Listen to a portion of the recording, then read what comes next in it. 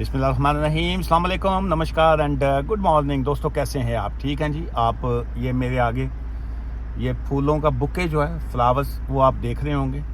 तो इमिग्रेशन की एडवाइस या इमिग्रेशन की इंफॉर्मेशन देने से पहले जो है, ये इसका भी आपको जो 14 डेज़ वाला वैलेंटाइन डे जिसको कहते हैं, उसका भी मैं आपको टिप देता जाऊँ।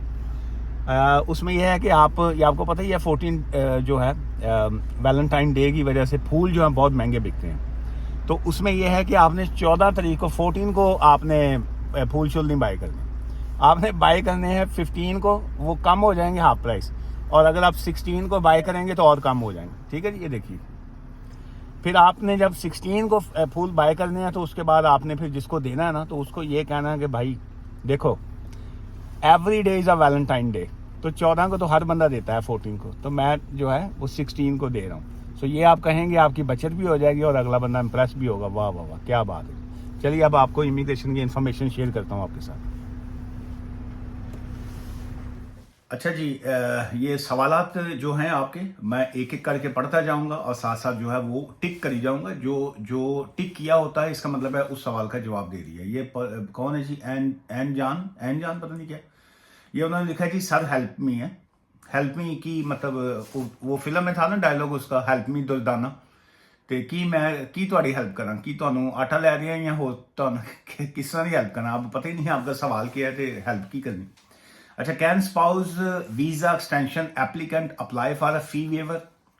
देखिए, जो फी वेवर की एप्लीकेशन होती है उसका मतलब ये होता है कि आप फाइनेंशियली तौर पे जो है वो मुश्किल में है, आप जो है वो गवर्नमेंट की जो फीस है वो पे नहीं कर सकते।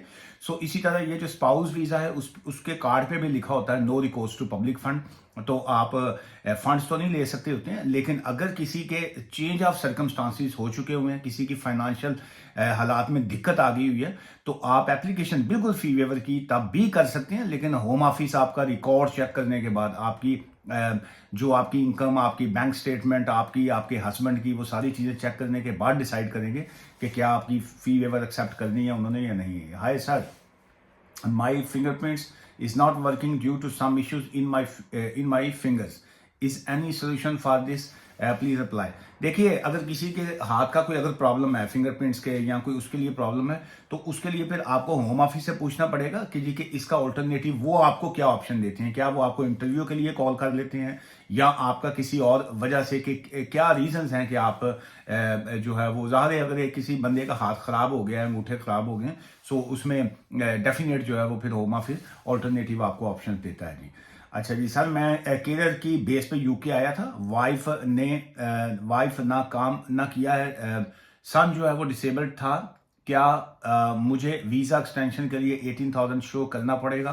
प्लीज़ अप्लाई कीजिए। देखिए, आप तो केयर जो सर, मैं केयर की बेस पे आया था। ठीक है जी। अब केयर की कौन सी की बेस के ऊपर आए थे? आप केयर होम के वीज़े की बेस पे आए थे, या आप की वाइफ जो थी वो केयर अलाउंस लेती थी तो तब आप आए थे? सो अब आपका सवाल में क्लैरिटी नहीं है। बच्चा आपने कहा डिसेबल्ड है, सो उस बच्चे का आपकी एक्सटेंशन से ताल्लुक नहीं है। और अगर 18,600 शो करने की जो बात हो रही है, अगर आप स्पाउस वीजा पे आए थे तो तब और आपकी वाइफ केयर का अलाउंस लेती थी, तो आपके ऊपर तो तब भी जो था 18,600 आप एग्जेम्प्टेड थे। और अभी अगर आप एक्सटेंशन पे जाएंगे तब भी आप एग्जेम्प्टेड हैं। लेकिन सवाल ये पैदा होता है कि क्या आपकी वाइफ ब्रिटिश थी तब आप जो है उस स्पाउस वीजा पे आए थे, या आप केयर होम के वीजा पे आए हैं? अगर आप केयर होम के वीजा पे आए हैं और उसकी अगर आप एक्सटेंशन की बात कर रहे हैं, तो इसलिए मुझे आपके सवाल में क्लैरिटी कोई दिखाई नहीं दे रही जी। बट अगेन, अगर आपकी वाइफ ब्रिटिश थी और आप उनके एज अ स्पाउस आए हैं, तो आप ऑब्वियसली पहले भी आप एग्जेम्प्टेड थे, अब भी एक्सटेंशन पे भी आप एग्जेम्प्टेड ही होंगे जी। अचारी जी, अच्छा क्या नाम आपका? सलाम बारी साहब, I hope you are keeping well. बहुत शुक्रिया जी आपका। Thanks a lot for making this video and adding my question, also giving detailed answer. बहुत शुक्रिया जी, आपने शुक्रिया अदा किया, मैं उसके लिए आपका शुक्रिया अदा कर रहा हूँ। वरना बहुत से लोग जो हैं, मैं उनके सवाल का जवाब लाजमी देता हूँ, लेकिन वो शुक्रिया अदा नहीं करते। तो इसलिए यूके में हम लोगों को प्लीज़ और थैंक यू करने की जो है वो आदत पड़ी होती है, और वो बड़ा अच्छा भी लगता है। और यहाँ पे हमारे पाकिस्तानी जो है ना जी, कुछ क्लाइंट्स जो होते हैं, उनका प्रॉब्लम ये होता है कि गोरों का मैं समझता हूँ कि बड़ा अच्छा सिलसिला है। और मैं अब आइंदा से मैं भी शायद ऐसा ही करूँ, क्योंकि एग्रीमेंट तो हम लोग मुझे अच्छा नहीं लगता होता है कि क्लाइंट के साथ टर्म्स एंड कंडीशन, क्लाइंट के लेटर तो हम बनाते ही हैं, लेकिन टर्म्स एंड कंडीशन तय करना कि भाई जो है वो हुआ आज ऐसे कि एक खान साहब, बड़ी रिस्पेक्ट भी मैं उनकी हमेशा भाइयों की तरह, छोटे भाइयों की तरह करनी उनकी, तो उनकी एप्लीकेशन फाइल कर दी। अब आप लोग जितने मेरे बहुत से क्लाइंट्स भी हैं इसमें, आप भी कमेंट्स कर सकते हैं, और ये ओपन प्लेटफॉर्म है, तो इस पे आप कमेंट्स करके आप अपनी ओपिनियन भी दे सकते हैं। क्लाइंट एक आया, उसने अपनी फीस पे कर दी हाफ, और हाफ का प्रॉमिस किया जी खुदा के लिए आप प्लीज एप्लीकेशन कर दीजिए, मैं पे कर देता हूं, मैं कहीं जा तो नहीं रहा अभी, तो फिंगरप्रिंट्स की अपॉइंटमेंट भी बननी है दिस एंड दैट जो है। सो नॉर्मली मैं करता ऐसे बिल्कुल नहीं हूं, जो ना ही कोई भी वकील करता है, हम फीस एडवांस में लेते हैं। एनीवेज, एप्लीकेशन सबमिट हो गई, आईएचएस की फीस आपने पे कर दी, इमिग्रेशन की आपने फीस पे कर दी। जब एप्लीकेशन सबमिट हो जाती है तो वकील का काम जो है वो वहां पे खत्म हो जाता है। उसके बाद उसका कुछ बाकी बचता नहीं है। उसकी वजह यह है कि फिर आपने सिर्फ फिंगरप्रिंट पे जाना होता है, और उसके बाद होम ऑफिस ने केस का फैसला करना होता है। सो अब आपकी, मैंने अगर एप्लीकेशन फाइल कर दी, सबमिट हो गई, अब आप मुझे उसके बाद मैसेज करके कहेंगे कि जी के मेरी वो फीस, आप भी मेरी फीस वापस कर दें, और गवर्नमेंट को भी कहें मेरी फीस वापस कर दें, ताकि जो है मैंने आगे नहीं करना। वैसे तो मैं ये एप्लीकेशन तो मैं खुद भी कर सकता था दिस एंड दैट, सो ऐसे नहीं होता।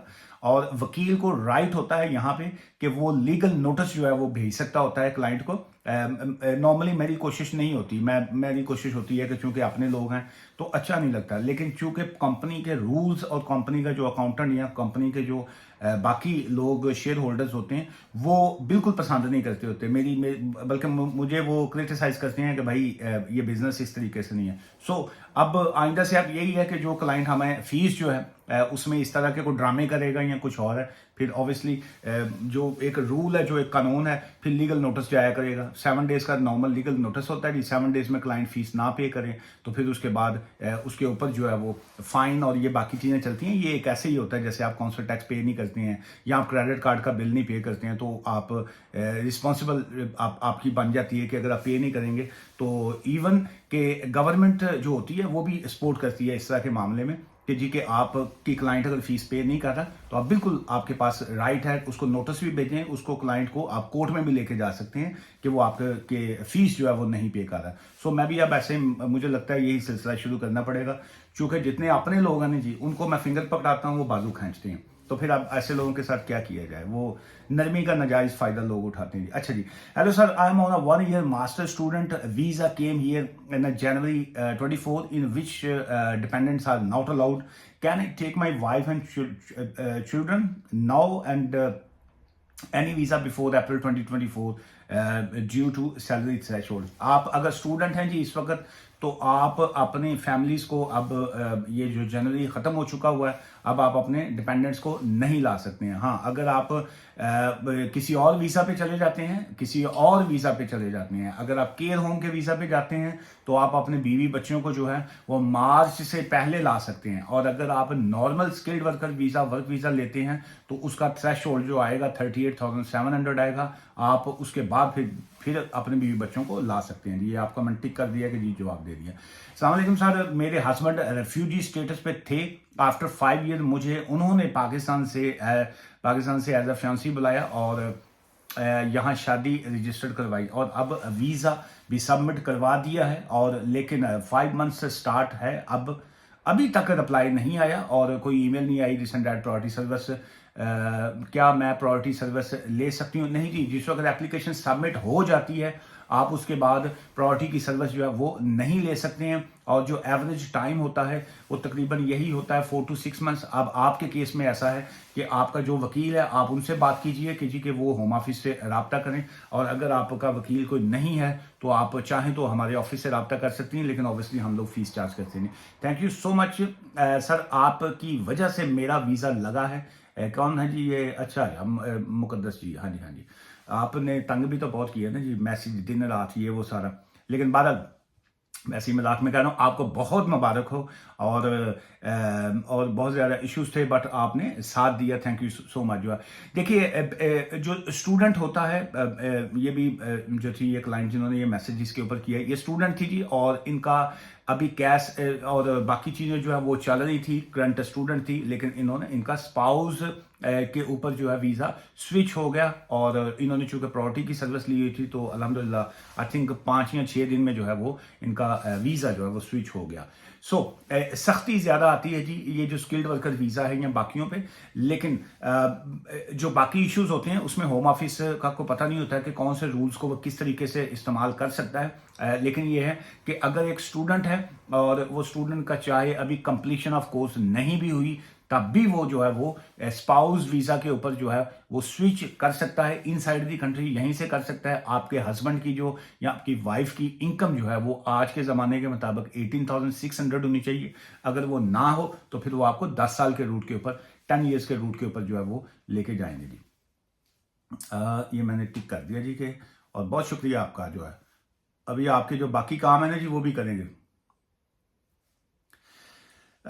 Very nice, very good, bless you bless you, बहुत शुक्रिया जी। अच्छा जी, चलिए, बाकी को 5-6 सवाल हैं जी। मैं अब इवनिंग टाइम जो है कोशिश करूंगा कि आपके बाकी सवालों के भी मैं जवाब दे सकूं, और मेरी जानब से आप सबको वैलेंटाइन डे जो है वो मुबारक हो।